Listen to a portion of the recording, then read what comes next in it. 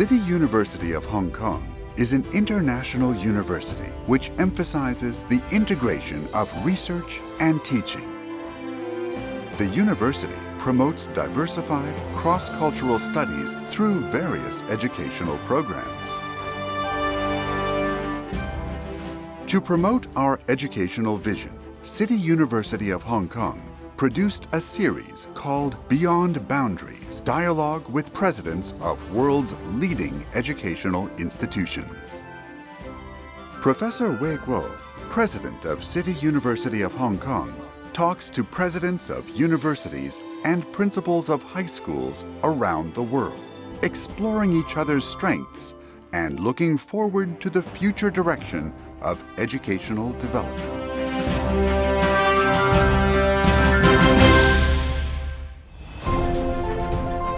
In this episode, President Way Kuo will take us to the Humboldt University of Berlin in Germany, a university that brought the world countless influential great scholars, scientists, and politicians. Humboldt University of Berlin is the alma mater of Karl Marx and Friedrich Engels. Famous teachers and students include the renowned physicist Einstein, philosophers Schopenhauer and Hegel, and poet Heine, among many others. The Humboldt University of Berlin was founded in 1810. In the past 2 centuries, 55 university teachers and students became Nobel Prize laureates. You will spot Marx's famous quote, "Change the world," when stepping into the university main building.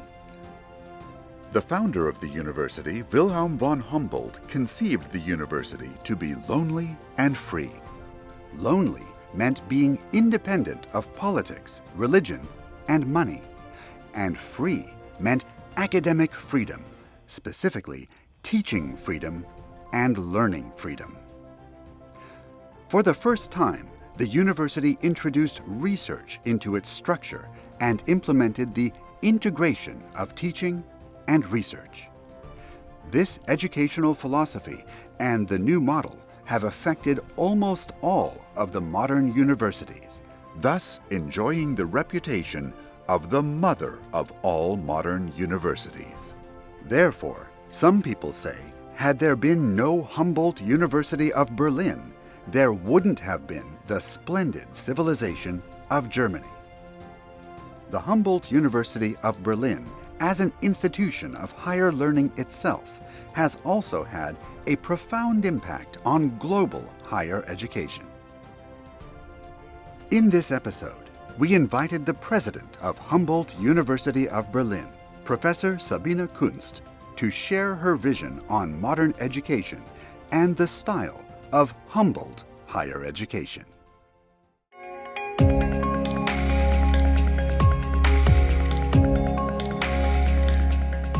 Professor Way Kuo, president of City University of Hong Kong, is well known for his research on the reliability of electronic systems and nuclear energy.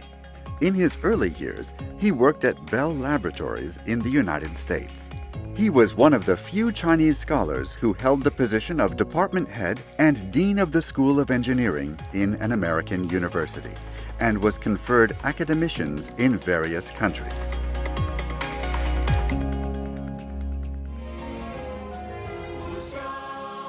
Professor Way Kuo has served as the president of CityU for more than 10 years. His philosophy of education is summarized in the lyrics of the CityU anthem, which he wrote, "Learn and question beyond boundaries." Professor Way Kuo has also published several books about education.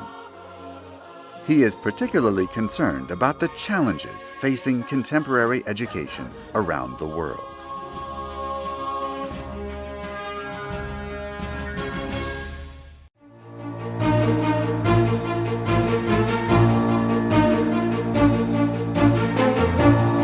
各位朋友，我今天来访问钱钟书中在围城中所讲的柏林大学，就是Humboldt University in Berlin。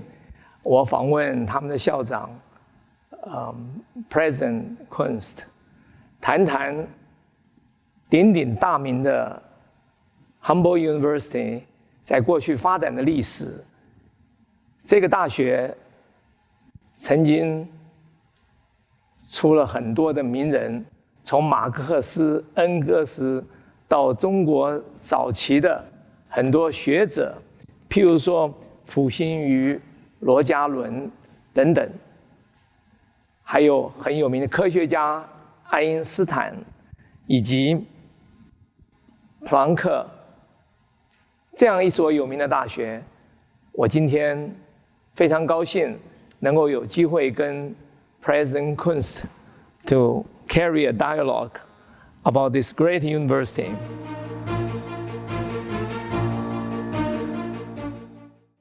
The university is known as the mother of modern universities. It was the first university that promoted applied science, to promote the research. In my opinion, it is a model university to integrate research and teaching.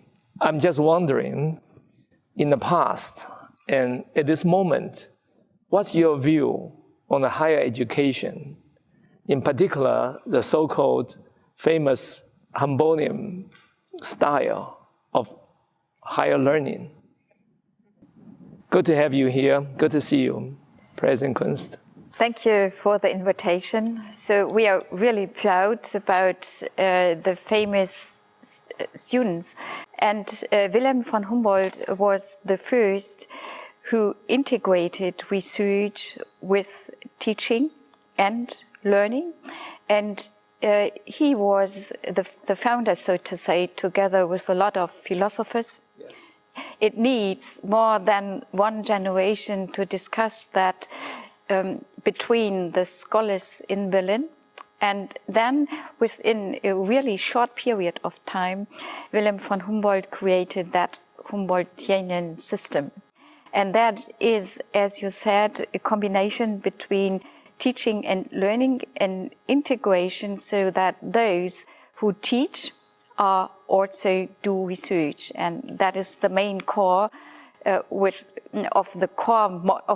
a model of modern university, which made its way around the globe.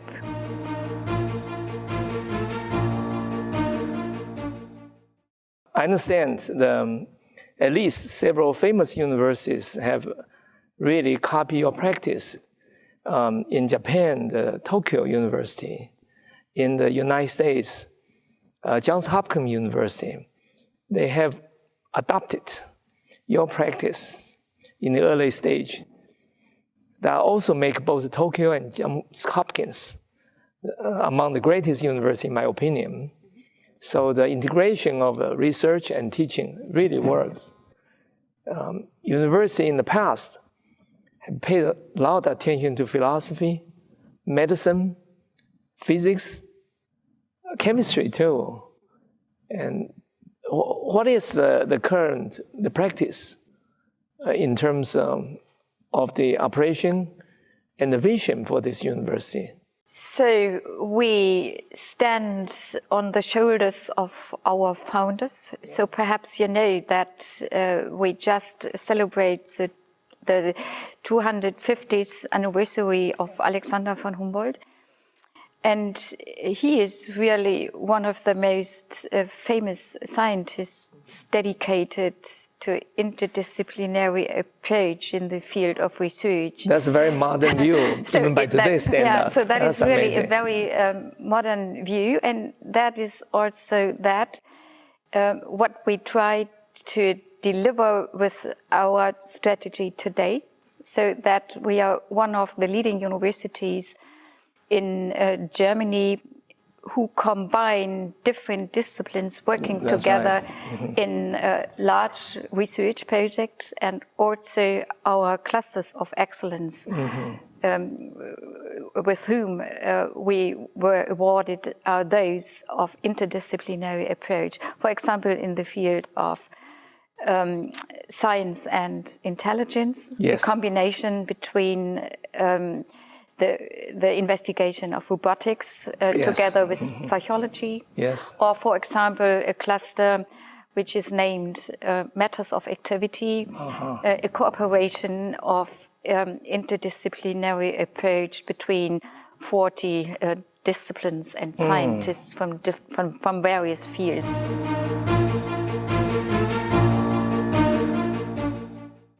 Well, speaking of this trend, the system in Germany is quite different from the American universities. At least in one way, the tuition here is free, right? Your students don't pay tuition. Yes. But Americans are known for very high tuition. Do you see any potential change? Well, what's your philosophy about this, the budgeting issue? So we have had various attempts really also to find ways for tuition fees in Germany, but all that attempt failed.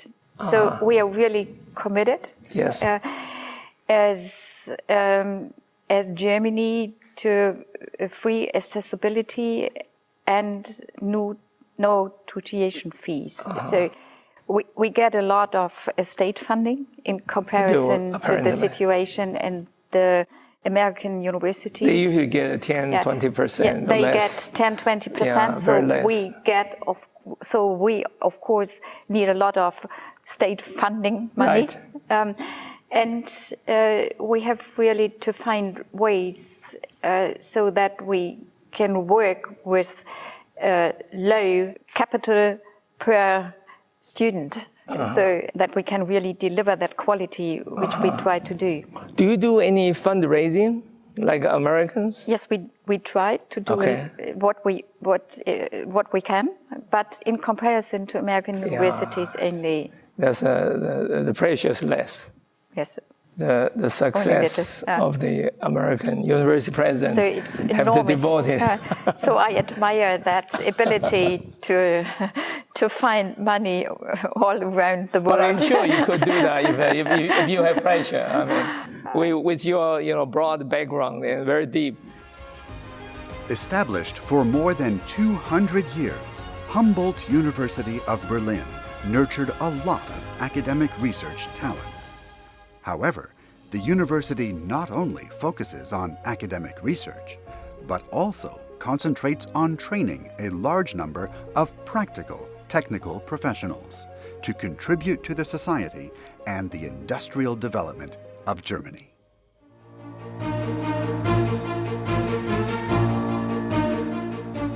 The applied science plays a very important part in Germany.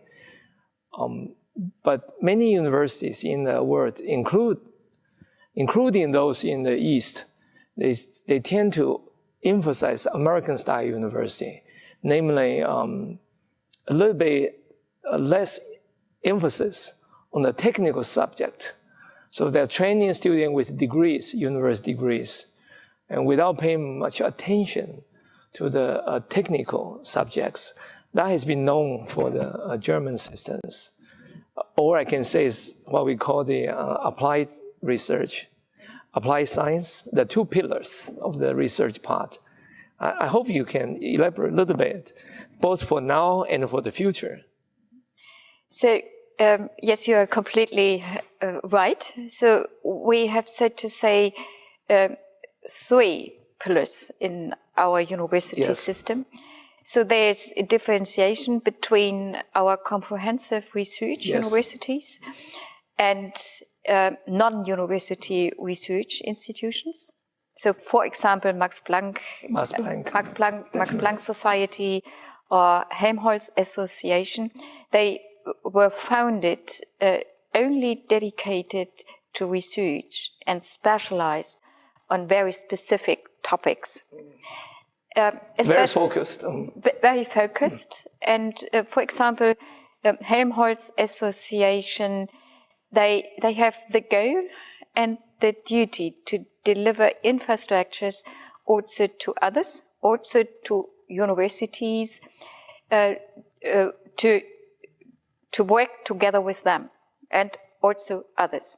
And as a third pillar, the so-called universities of applied sciences, who are not only but mainly founded and dedicated to more technical subjects and profiles.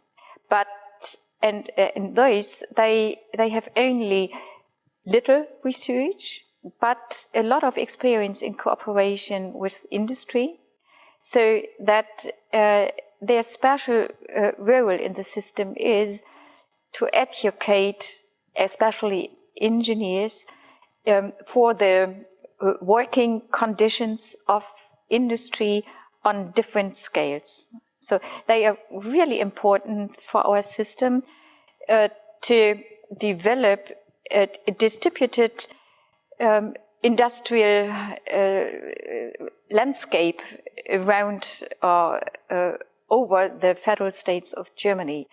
And often they were used as motors, as vehicles, really, to improve the development of remote regions. Well, I think that's very important. I mean, there's a lot we should learn from you, because in our community, the good part is Chinese pay a lot of attention to education, a lot. But the negative side is they seem to overemphasize degrees instead of the practicality of the degrees. So I think a German system is something that can improve the way we operate in our community. And that was part of the reason I come here to get advice from you, so that we think both of the, not just research and teaching integration is important, but also the practical applications of something we learn.